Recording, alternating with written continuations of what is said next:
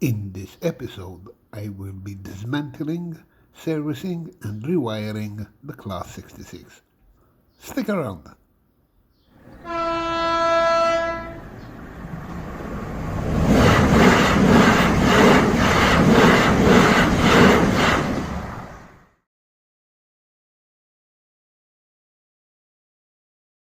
Hi, and welcome to a new episode. Today I'm going to work on this Class 66.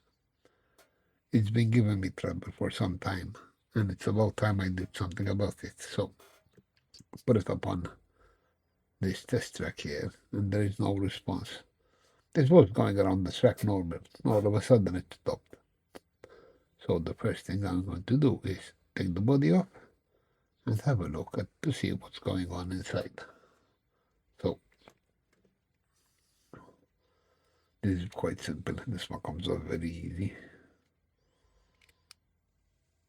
There.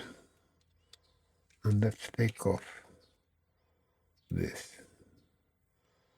I'm not very keen on bodies that have a cord attached to the chassis because that plug breaks and then it's a hassle to repair it. Anyway, we got that off. Let's have a quick look.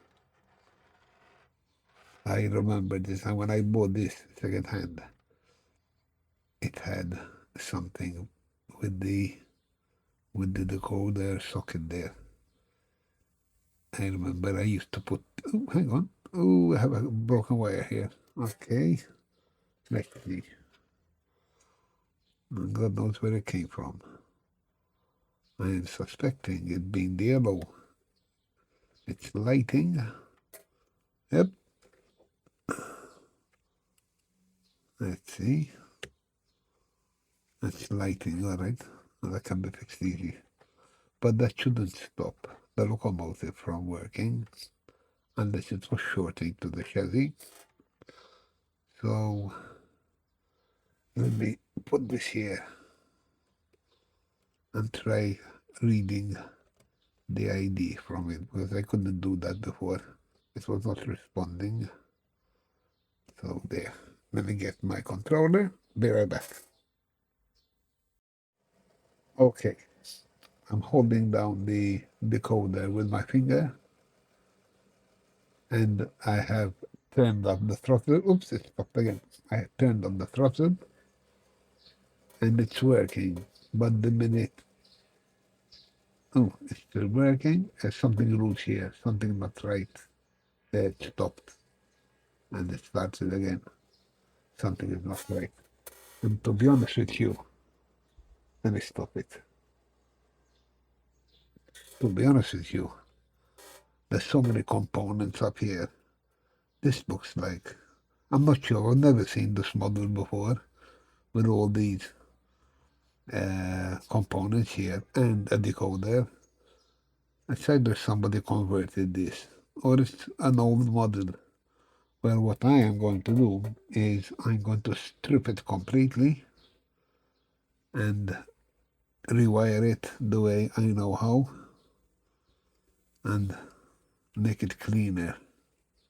And once I'm at it, I'll service it and hopefully it will function like new when I'm done with it. Okay, so here goes. Until then. And here we have it. I took it apart. And I prefer to do this. At least I know now what's under the hood, so to speak. I'll give it all a good cleaning. My only question is how to wire this up, because from the top part of the chassis you can only see this side. I want to see how I'm going to take a wire all the way down here to the other side of the motor. Anyway, that would be a challenge in itself. These components were so brittle the moment I touched them, they snapped off. So I'm assuming at one point this overheated, but it doesn't look bad. So we'll give it another go. Worst case scenario, we'll put a cordless motor in here instead of this. The chassis seems to be this plastic part of the chassis seems to be okay. Just a good cleaning. The bogies need a good cleaning, I'm sure. Contacts seem to be, let me get some more light. Well, yeah, seem to be okay on that one, and on this one, the bit of straightening. We'll get that fixed. Okay. Body's okay. Chassis is okay. Yep. And somewhere the prop shops are still here. They're still hanging. Both of them here. Yeah. Here's the other one. Those fit in inside here. This part of the motor. The motor is very loose, as in no restriction. There is no, where's light play, yeah. There's some play, but still loose, so we'll see. Like I said, worst case scenario, out with that, and I'll 3D print this shape. It's quite square, so rectangular, and will be easy to do it. And then I'll fit a cordless motor, let me see, similar to this. This is a 3D print I made, and I fit a cordless motor in here if I want to replace one of these motors here. So this will fit in directly instead of the original motor. So I will be doing the same if need be for this. Anyway, we'll cross that bridge if and when we get to it. So let me start cleaning this up and I'll get back to you. Okay, as you can see, I've cleaned this all up. I must say it cleaned up pretty nicely. It took all the gunk out, all the grease. I'm happy with that. I also discovered that somebody took a grinder to it or a Dremel to it down here. You can see, let me see, you can see here it's been hacked a bit. So I do suspect that whoever did this, whatever happened to this locomotive has been customized. So, but this time I want to make changes. I will keep this for another project, but I'm not going to use it this time. I'm going to use a pre-wired lens decoder, including lights, and we'll have a clean setup the way I like it. So I'm going to use the same motor, assuming that it's still okay, and take it from there. So put it all together and start wiring. Until then. Okay, I've wired up the motor, put the bogies back on, and given it a test run already. It's working fine, quite smooth. I'm not sure if you can hear it or see the wheels turn, but maybe this one you can see and this one. The other two are spinning, but I can hardly see them. Anyway, that's working. Reverse. Okay. Stop. So, next is the lights. Now I'm having a bit of a problem because the plug that I took out from the old setup, the wiring is all corroded and brittle, and in fact, look, it broke already. And this is just the insulation because the wire itself pulled out from there. Here you are.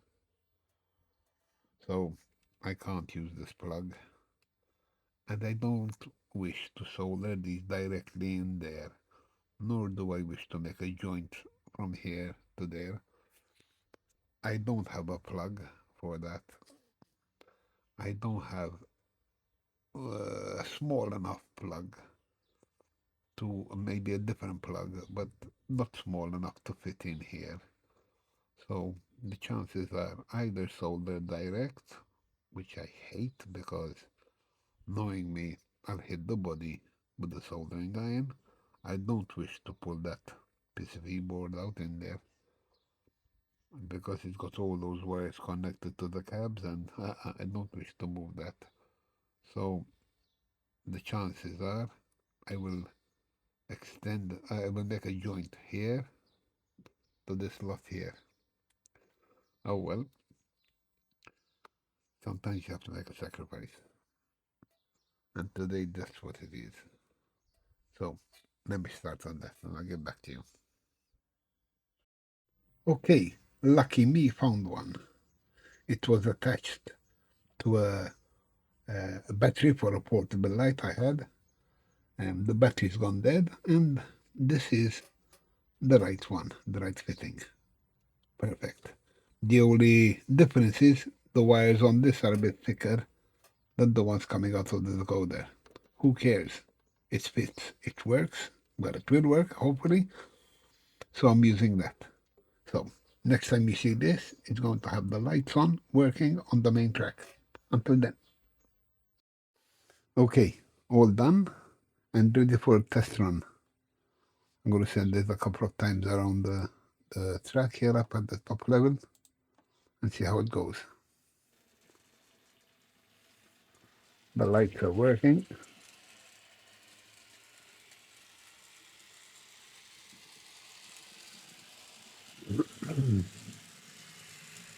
Through the station.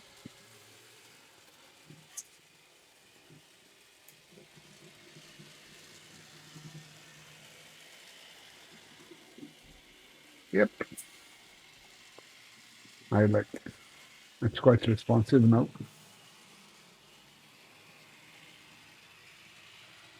Okay. There. Very happy with that. It can join the others on the track now. Let me stop it at the station.